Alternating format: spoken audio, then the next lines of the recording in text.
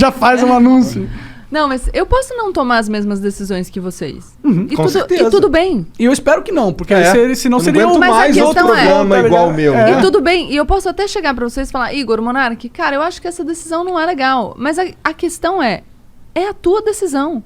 Quando eu for tomar as decisões pra minha vida a respeito daquilo, eu tomo uma decisão diferente. E se por acaso eu considerar que, não acho legal, eu posso não consumir aquele produto, tá? E tá tudo certo. Só que a gente precisa, e eu acho que isso é um ensinamento de existência mesmo. Porque quando a gente reconhece o direito do outro de viver do jeito que ele quer e fazer os planos e realizar os planos de vida dele do jeito que ele deseja, a gente está reconhecendo o nosso direito. Ponto. Deixa as pessoas. Já diria Mr. Catra. Deixa as pessoas. Deixa as pessoas. Sem concordância de plural, mas legal. Porra, mas é assim que carioca fala, cara. Cara, mas é isso mesmo, deixa as pessoas sem concordância de plural. Mas quando eu vim para as redes era, você tá passando ridículo, nunca mais você vai ter credibilidade na advocacia. E aí teve um dia... Errou! Não, teve um dia que eu tava, ao mesmo tempo, tinha um programa de... Quando eu peguei Covid no ano passado, na mesma tarde, um programa de fofoca tava falando de mim. E um artigo meu estava sendo citado por um ministro no julgamento do Pleno no Supremo Tribunal Federal. Aí eu falei... E a minha frase do Instagram é uma convivência pacífica entre a superfície e o profundo. Eu lembro de ligar pra minha mãe e ela falou... Caralho, hein, isso aí. Fez o negócio. Maneiro. Por que tu foi pra lei? Pra lei? Pro direito?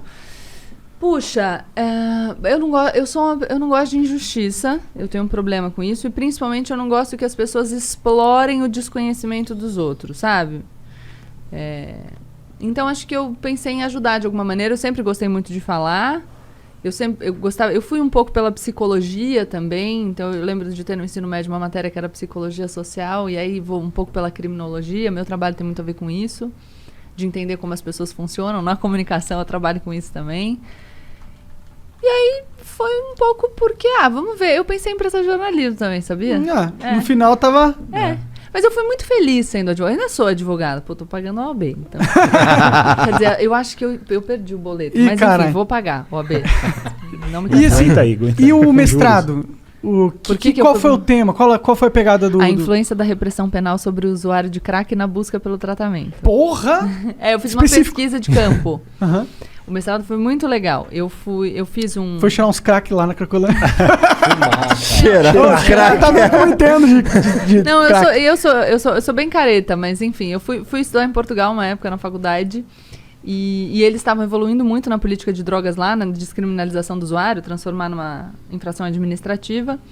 E eu achei muito legal, comecei a me interessar pelo tema, voltei para o Brasil, terminando a faculdade, falei, cara, quero estudar isso.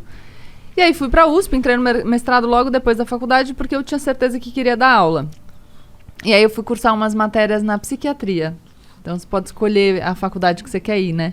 Tava no direito, fui umas matérias para psiquiatria, tem até uma história legal, que o professor falou, vou dar uma prova, vou te fazer umas perguntas, você responde o que você souber. E ele me entregou pela primeira vez na vida, eu não sabia nada. E eu cheguei e falei, professor, eu tenho um talento que é enrolar. Mas hoje, eu não tenho como, não tenho ideia. E eu falei, você quer que eu vá embora? Ele, não, fica aí. E aí eu comecei a estudar e foi isso. E qual que é a conclusão? Como que o Estado fode os cracudos? Falei pra ele que eu queria falar disso. Então, de diversas maneiras. Né? Você quer saber sobre o porte? Acho que a questão das drogas é uma questão muito complexa. Vou falar disso aí, da gente para de falar de assunto cabeçudo. Daqui a pouco o povo vai desligar. Falar, porra, papo chato dessa mulher. O pessoal já reclama que eu falo de maconha. Todo programa eu enfio maconha. Não, mas acho que quando a gente pensa em política de drogas, a gente tem que pensar o seguinte. Faz bastante tempo que a gente está proibindo droga. E, enfim, elas estão aí ganhando a guerra às drogas há anos. Então, não tá funcionando. O Jean tem uma camisa maneira pra caralho. Palmas para as drogas que por mais um ano venceram a guerra às drogas. É dessa marca, não é, Jean? Não é dessa marca aqui? Cara, pior que eu não lembro, pra ser sincero. Talvez seja. Então, acho que esse é um indicativo, não de que as pessoas precisem concordar com a minha proposta, mas de que a gente precisa pensar. Porque se a gente está fazendo um negócio por tanto tempo e o negócio não está funcionando como a gente quer, a gente precisa pensar. Eu tenho no meu Instagram uma série de vídeos sobre isso, mostrando uma fala do ex-ministro e ex-juiz Sérgio Moro, porque, enfim, na época, uma visão não considerada alinhada ao meu pensamento, e ele falando sobre o tabaco. Ele estava dizendo, pô, a gente tem um imposto alto sobre o tabaco, só que isso faz com que uma parcela maior do mercado seja tomada pelo contrabando. 40%, e o cigarro... ou 60%, sei lá. O cigarro contrabandeado, ele não tem controle fitossanitário, então ele é pior para a saúde. Com a droga é 100%.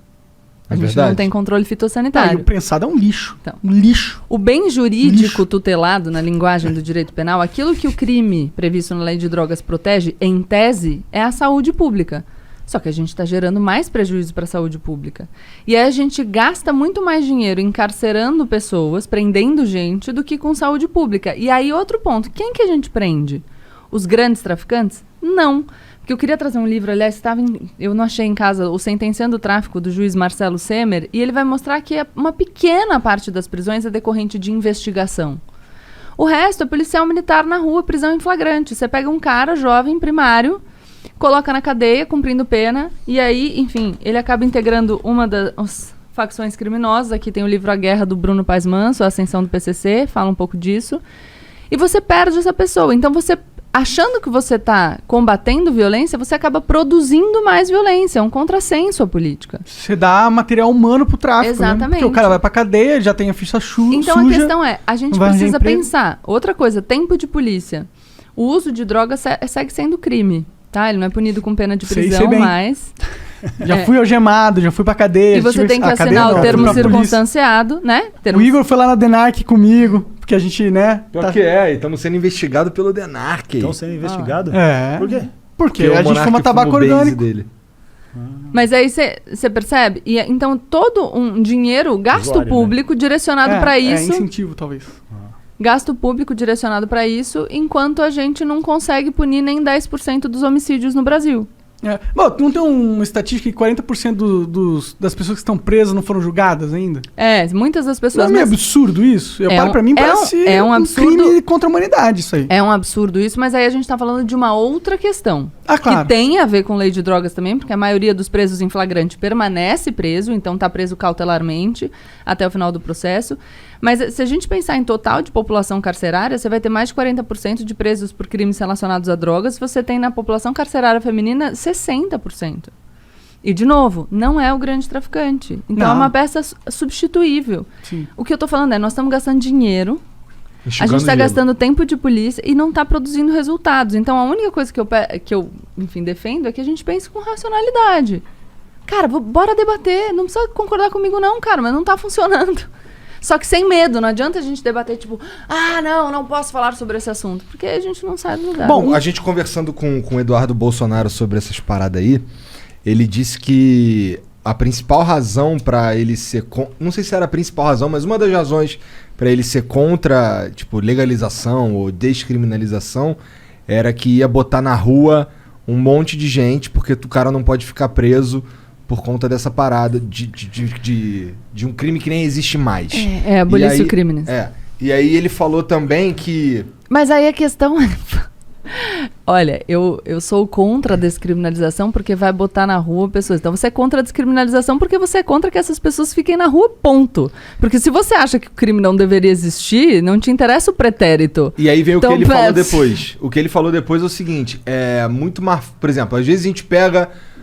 Não tô falando que eu concordo, beleza? Tô relatando. Claro. Ele disse que às vezes a gente pega um cara que cometeu outros crimes e a gente consegue prender ele porque ele tava com droga. E aí a gente consegue botar ele na cadeia. Então, às vezes... Não, desculpa, o cara tá falando, o Estado é ineficiente e não consegue fazer o que a gente tem que fazer, então a gente precisa dar um jeitinho, um jeitinho que a gente... Cara, mas aí desculpa, gente. A falha do argumento tá nele mesmo, nos dois. Sim. Não faz nenhum sentido. Então, mas aí a gente foi conversando sobre isso um tempo e não avançamos.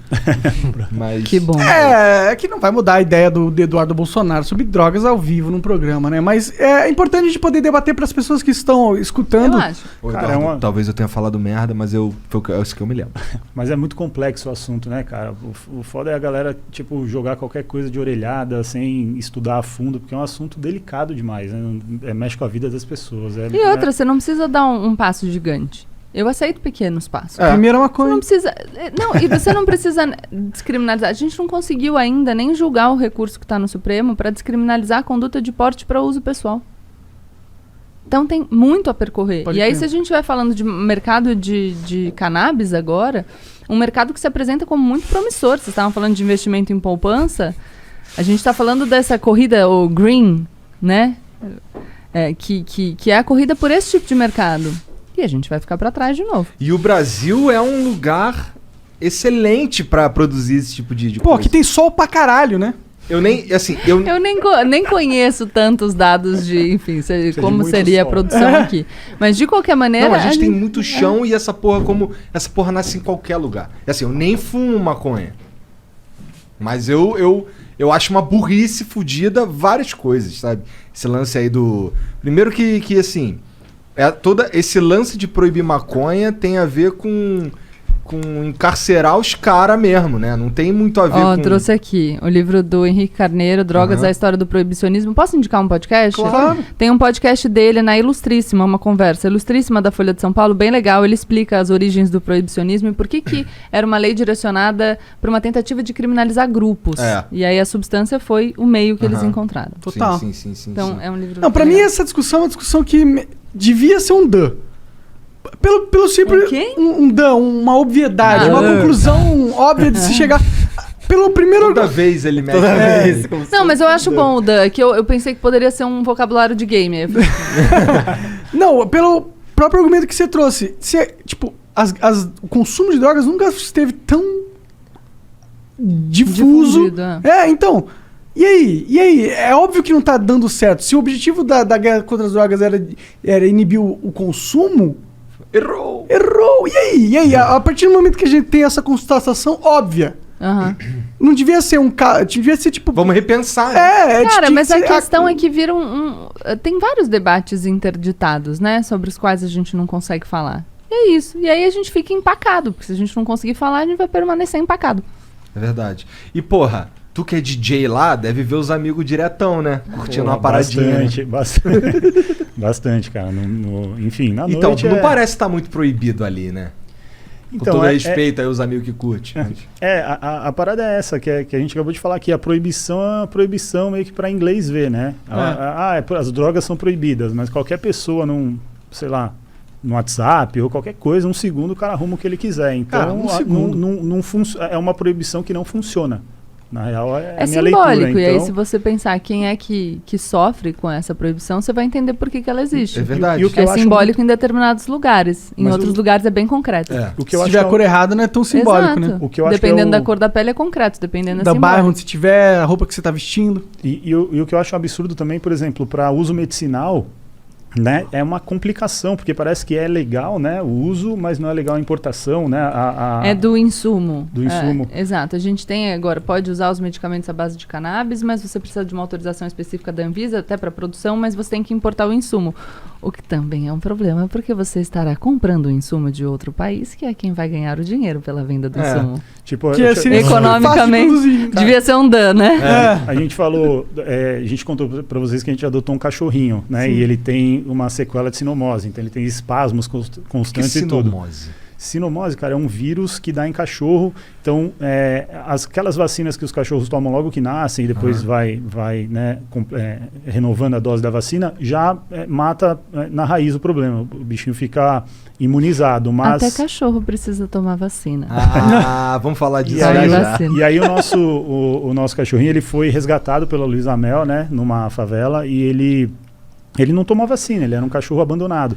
E aí quando a gente adotou, ele já estava curado. A sinomose mata 95% dos cachorros que pegam. Caralho. Ou seja, o nosso é um sobrevivente, guerreiro. Ele é um e aí ele, enfim, ele tem essas sequelas, né? Ele tem esse não dá em humano o vírus, né? Então ele foi criado numa baia, no abrigo, ele não socializava com outros cachorros e tudo. E um dos tratamentos que ameniza essas sequelas, porque ele fica tremendo, cara, a gente estava vendo, a cada 1,5 segundo, ou seja, a cada 1,5 segundo ele tem um espasmo, um tique. E aí também, porque é um problema do sistema nervoso, e a patinha dele também fica meio manca. E o canabidiol é um dos tratamentos, só que a gente não consegue. Pro cachorro? Pro cachorro. Sério? Né? É indicado, mas não tem autorização. Alguém me perdoe se eu estiver errada, mas a última vez que eu fiz a pesquisa, parece que a autorização para uso só para humanos. Então a gente tá fazendo célula-tronco, fisioterapia, mas, poxa... Caralho, a gente quer dar... tá custando uma grana pra vocês. Tá. Mas vale a pena, ele é demais. A gente quer tentar tudo pra melhorar a vida dele. Só que o canabidiol não dá pra fazer, mesmo sendo... Não, acho que animal não, mas... Então, mesmo, enfim... a gente precisa, ele é pequenininho, então eu preciso de um remédio com a dose certa, para eu saber quantas gotas eu dou. E tudo isso, se você tem o controle fitossanitário, é melhor. Ninguém... Então, eu acho importante dizer isso. Eu não estou falando aqui que usar drogas não faz mal. Faz mal. Faz mal como faz mal fumar cigarro, como faz mal usar álcool. Faz mal. Sim. Como faz mal comer muita gordura. Faz Açúcar mal. faz mal pra Exato, caralho. faz mal. E por isso eu acho que a gente deve controlar. E fazer o máximo que a gente consegue para proteger a saúde das pessoas. Nisso 18 anos abaixo, não use nenhum tipo de droga. E nisso tem uma bula. O que você está usando? Você tem que saber o que você está usando. Você tem que saber qual é o efeito daquilo. No maço de cigarro, você compra um maço de cigarro, tem ali o aviso. Não tem? Tem. O que pode causar? Vai ser engraçado os avisos da maconha. Pode te deixar com uma fome insana. Vai ficar meio lerdo. Não, mas pode você pode ser, você tá falando, uso precoce. Tem pesquisas de uso precoce. Tem pesquisas de uso precoce, por exemplo. Então, a gente tem antes avisos. Dos 25 anos, ele pode ter um efeito prejudicial muito forte no desenvolvimento do cérebro. Então, isso que a gente... Ótimo. Então, vamos fazer os alertas. Ótimo, isso é horrível. Não, vamos fazer os alertas, tá certo? Quando eu falo que a gente precisa repensar a política, não é... não, vamos fingir que não tem problema e... Não é isso. Até porque um problema individual pode se tornar um problema de saúde pública mesmo, né? A gente tem um sistema de saúde universal, o SUS. Então, claro que a gente tem que tomar cuidado e fazer as políticas que fez, por exemplo, para diminuir o uso de cigarro, que caiu. É isso. É só Mas eu acho que trabalhar o com uso de seriedade. cigarro caiu mais